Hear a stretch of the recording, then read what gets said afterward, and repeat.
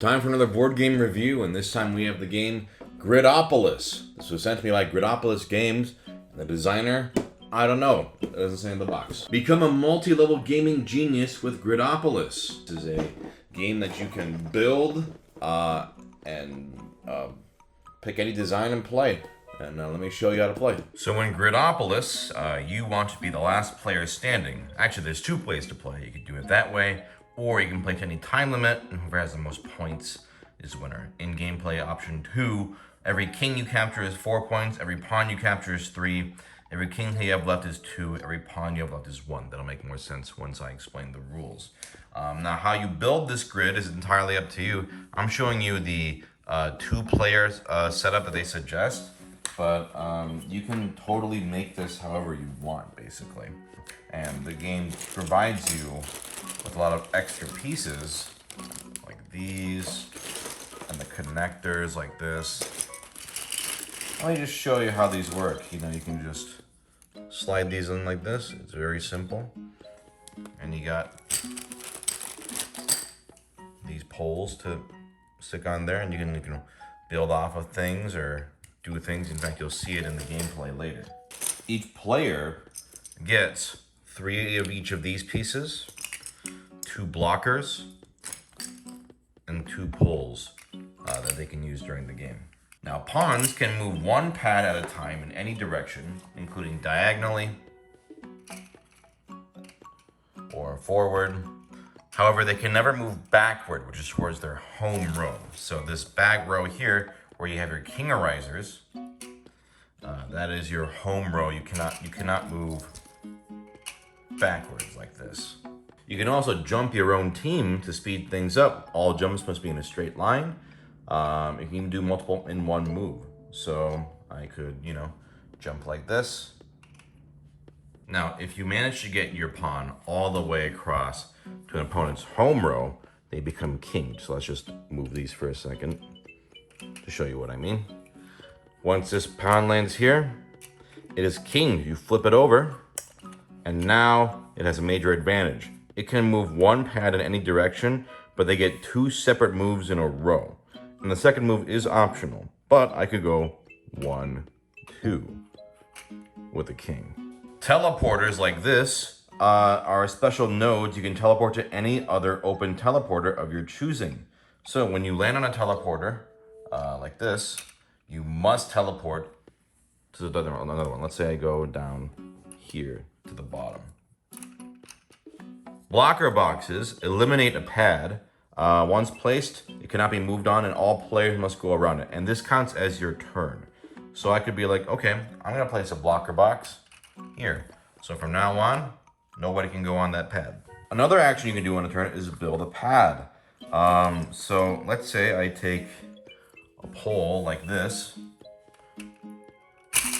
Shit. So I could put a pole there. I should warn you guys, like, when you build stuff on here, you want to make sure you support it, because I accidentally just, I forgot these are pretty unstable if you just push down, because that's how they're built. And yeah, so you can go like that. Put a connector here. And put a pad here.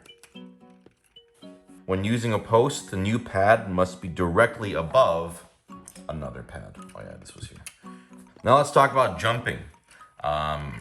When you jump, it has to be in a straight line into an empty pad. So something like this would be a jump. Whoop. And then this guy would teleport. The straight line can be at any angle or up and down in any dimension. So another example, let's say I had a blue pawn here and a green pawn here. I could actually jump up and capture it that way. There's even crazy moves you can do. Here, I'll show you.